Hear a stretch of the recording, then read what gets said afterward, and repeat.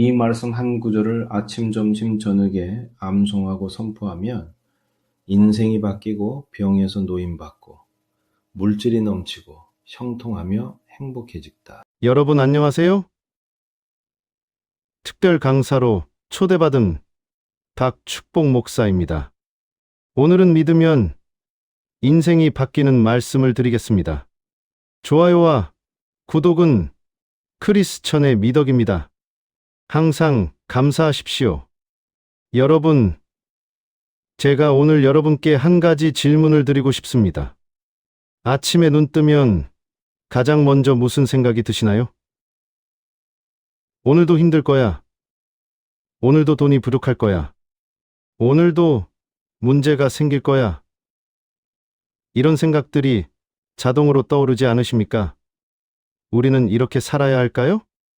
왜 열심히 살아도 항상 부족하고, 최선을 다해도 결과가 좋지 않고, 노력해도 인정받지 못하는 걸까요? 혹시 이것이 우리의 숙명이라고 생각하고 계신가요? 아닙니다. 절대 아닙니다. 오늘 제가 여러분께 드릴 이야기는 여러분의 인생을 완전히 바꿀 수 있는 이야기입니다. 이것은 그냥 좋은 이야기가 아닙니다.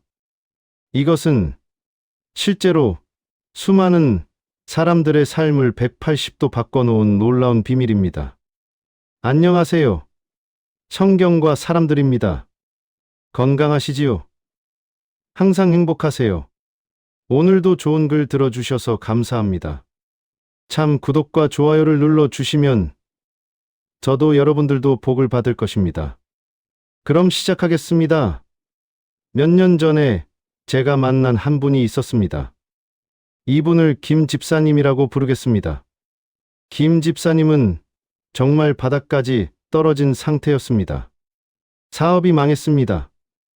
빚이 500억 원이 넘었습니다. 집도 넘어갔습니다. 아내는 이혼을 요구했습니다. 자녀들은 아버지를 원망했습니다. 김 집사님은 매일 아침 눈을 뜨는 것이 두려웠습니다. 눈을 뜨면 현실을 마주해야 하기 때문입니다. 채권자들의 전화, 독촉장, 법원 통지서, 이런 것들이 매일 쏟아졌습니다. 김 집사님은 여러 번 생각했습니다. 차라리 이 세상을 떠나는 게 낫지 않을까? 이렇게 사는 것이 무슨 의미가 있을까? 그런데 말입니다. 지금 김 집사님은 어떻게 되었을까요? 지금 김 집사님은 모든 빚을 갚았습니다. 새 집을 샀습니다. 사업도 다시 일으켜 세웠습니다. 아내와의 관계도 회복되었습니다.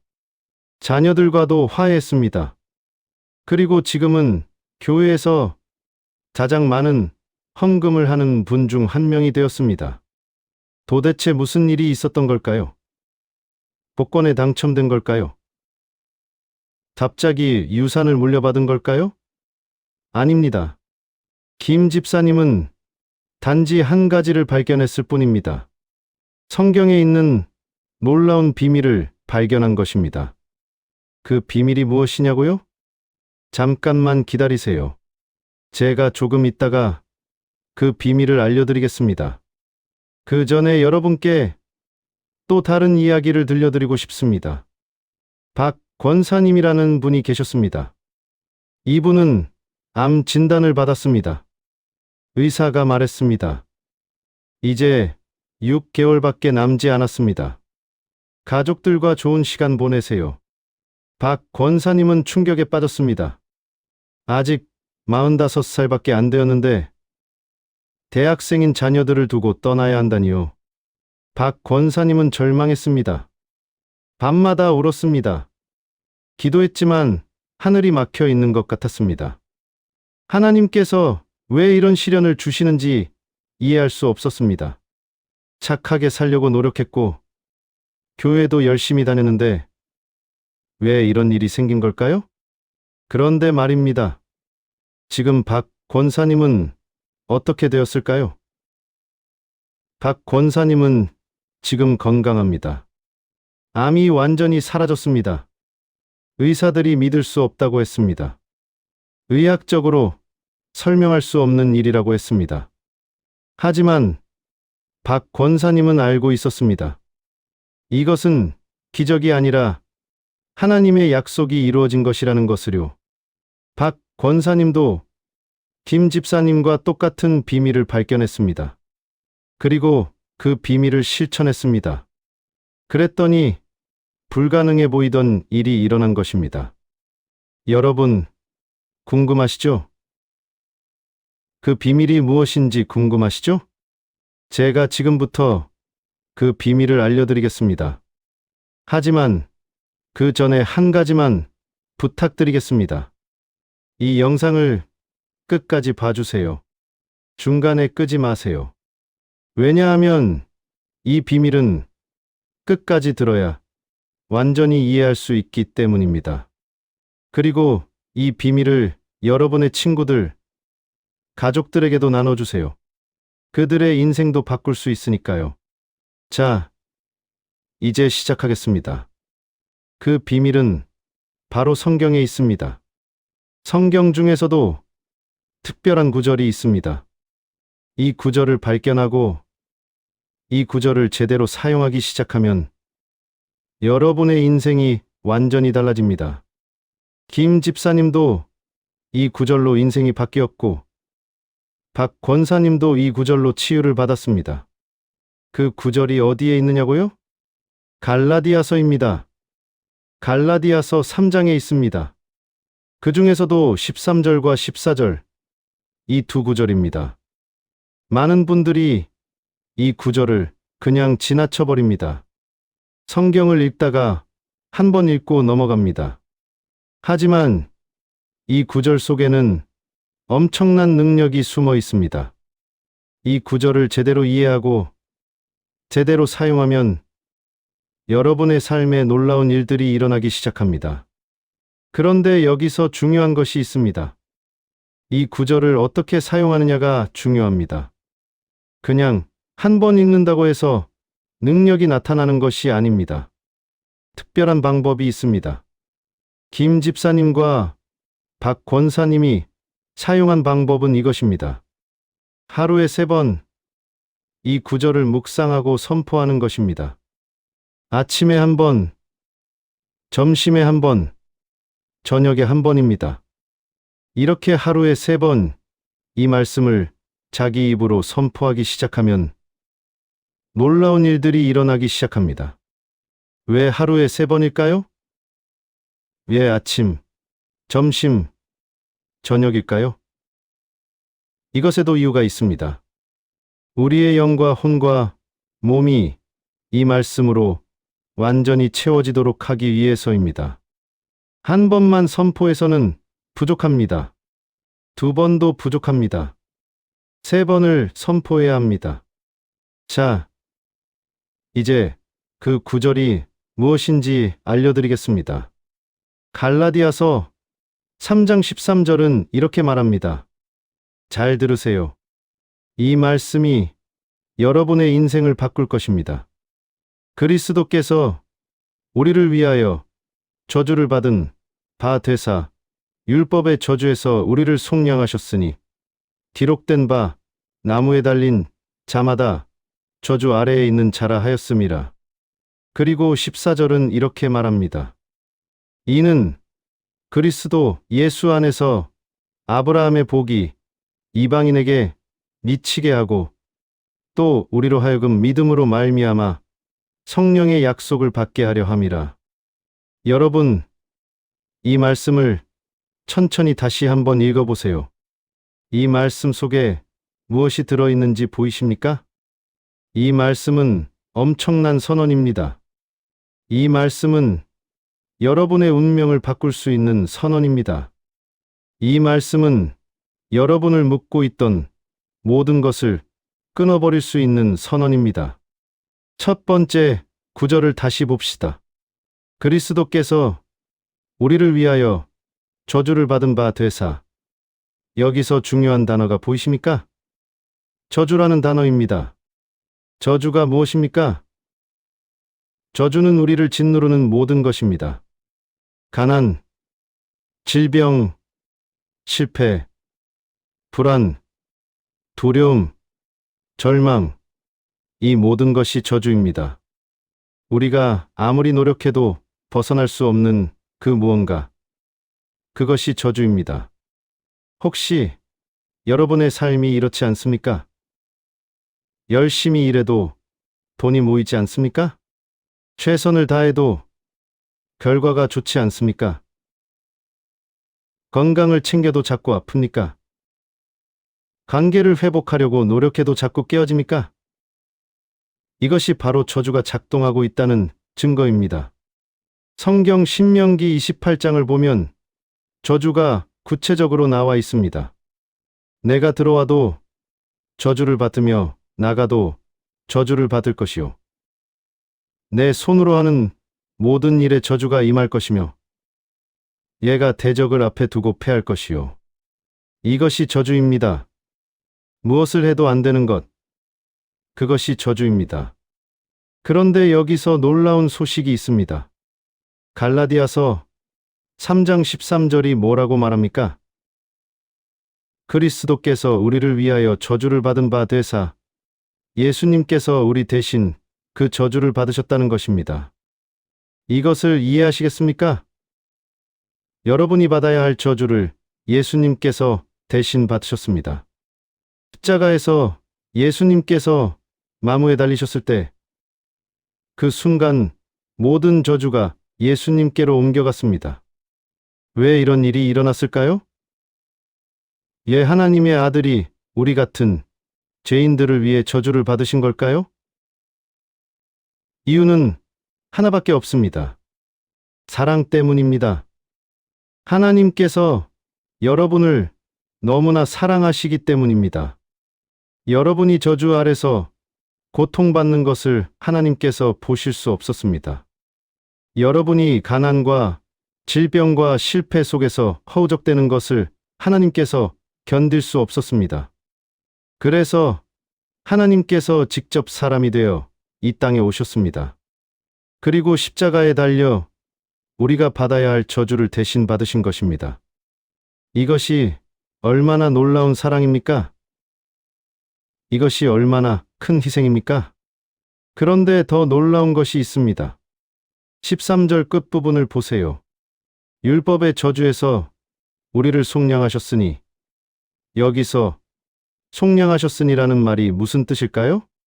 속량은 값을 치르고 다시 사온다는 의미입니다. 우리가 저주에 팔려 있었는데 예수님께서 값을 치르시고 우리를 다시 사오신 것입니다. 그 값이 무엇이었습니까? 예수님의 피입니다. 예수님의 생명입니다. 생각해 보세요. 하나님의 아들이 자기 생명을 값으로 치르시고 여러분을 사셨습니다.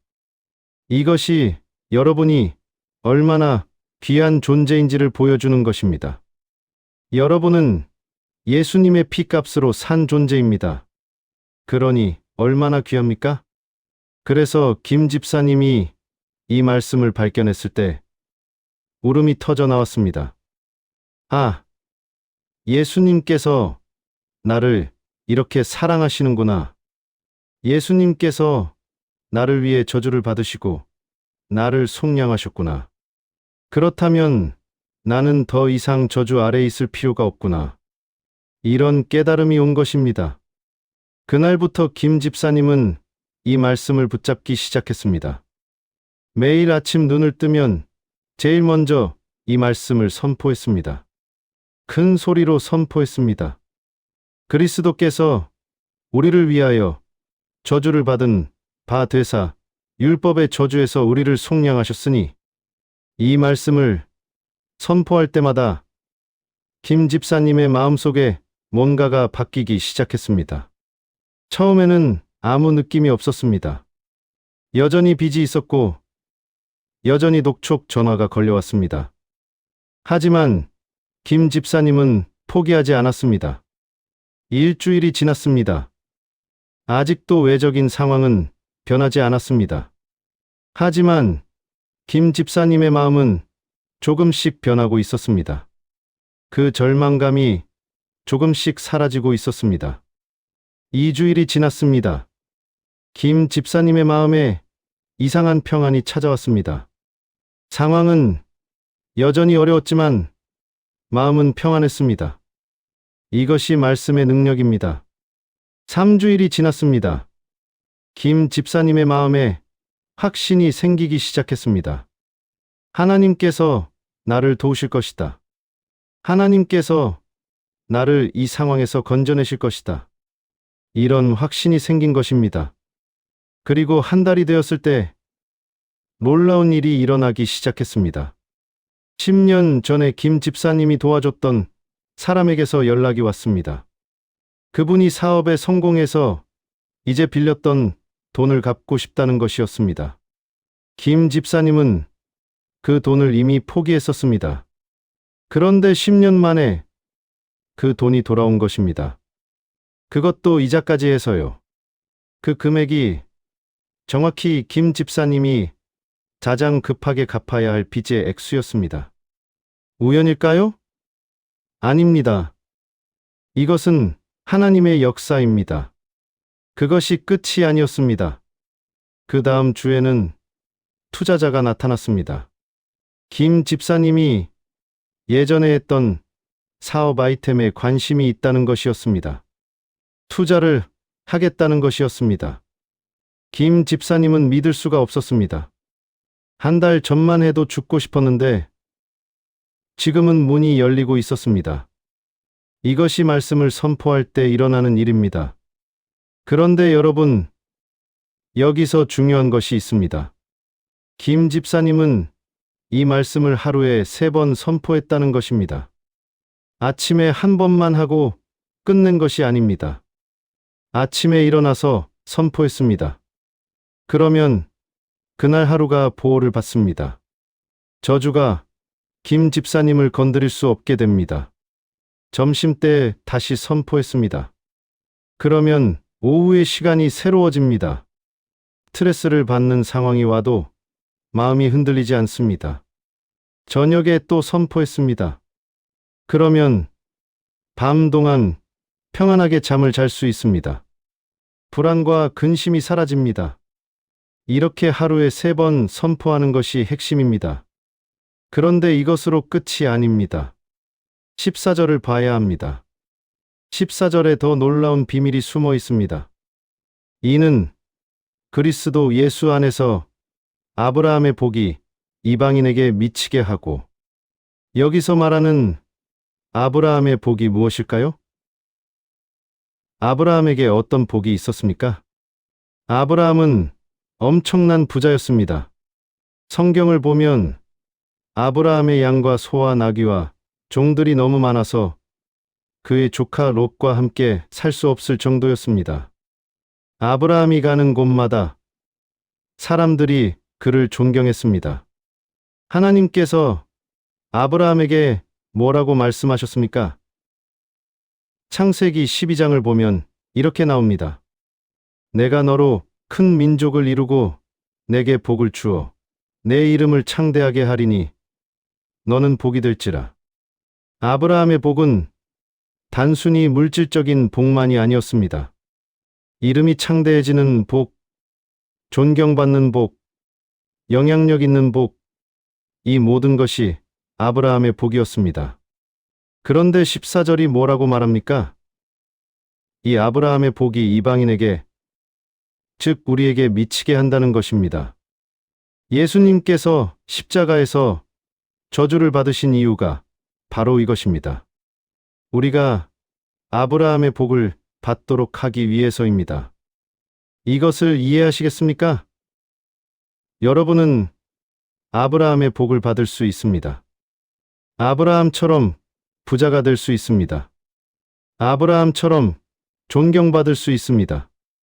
아브라함처럼 영향력 있는 사람이 될 수 있습니다. 어떻게요? 이 말씀을 믿고 선포함으로써입니다. 박 권사님이 바로 이것을 경험했습니다. 박 권사님이 암 진단을 받고 절망했을 때 이 말씀을 만났습니다. 처음에는 믿어지지 않았습니다. 어떻게 말씀만으로 암이 나을 수 있단 말인가? 하지만 박 권사님은 선택했습니다. 이 말씀을 믿기로 선택한 것입니다. 그리고 매일 아침, 점심, 저녁으로 이 말씀을 선포하기 시작했습니다. 그리스도께서 우리를 위하여 저주를 받은 바 되사 율법의 저주에서 우리를 속량하셨으니 이는 그리스도 예수 안에서 아브라함의 복이 이방인에게 미치게 하고 또 우리로 하여금 믿음으로 말미암아 성령의 약속을 받게 하려 함이라. 처음 이 주일은 아무 변화가 없었습니다. 여전히 몸이 아팠고 여전히 두려웠습니다. 하지만 박 권사님은 계속했습니다. 한 달이 지났습니다. 박 권사님의 마음에 평안이 찾아왔습니다. 죽음의 공포가 사라지기 시작했습니다. 2달이 지났습니다. 박 권사님의 몸의 변화가 느껴지기 시작했습니다. 기력이 생기기 시작했습니다. 3달이 지났습니다. 병원에 갔더니 의사가 깜짝 놀랐습니다. 암세포가 거의 사라진 것입니다. 의사는 이것을 믿을 수 없다고 했습니다. 의학적으로 설명할 수 없다고 했습니다. 하지만 박 권사님은 알고 있었습니다. 이것은 기적이 아니라 하나님 말씀의 능력이라는 것을요. 질병도 저주의 일부입니다. 그런데 예수님께서 그 저주를 대신 받으셨습니다. 그러므로 박 권사님은 더 이상 그 질병 아래 있을 필요가 없었던 것입니다. 지금 박 권사님은 완전히 건강합니다. 그리고 지금도 매일 이 말씀을 선포하고 있습니다. 한 번 경험한 그 능력을 놓칠 수가 없기 때문입니다. 여러분, 이것이 말씀의 능력입니다. 이것이 하루에 3번 이 말씀을 선포할 때 일어나는 일입니다. 그런데 여기서 14절의 마지막 부분을 봐야 합니다. 또 우리로 하여금 믿음으로 말미암아 성령의 약속을 받게 하려 함이라. 성령의 약속이 무엇입니까? 성령님께서 우리와 함께 하시고 우리를 인도하시고 우리에게 능력을 주시고 우리를 변화시키신다는 약속입니다. 이 말씀을 선포할 때 여러분 안에 성령님께서 역사하십니다. 성령님께서 여러분의 생각을 바꾸십니다. 성령님께서 여러분의 마음을 바꾸십니다. 성령님께서 여러분의 상황을 바꾸십니다. 한 청년이 있었습니다. 이 청년을 이 집사라고 부르겠습니다.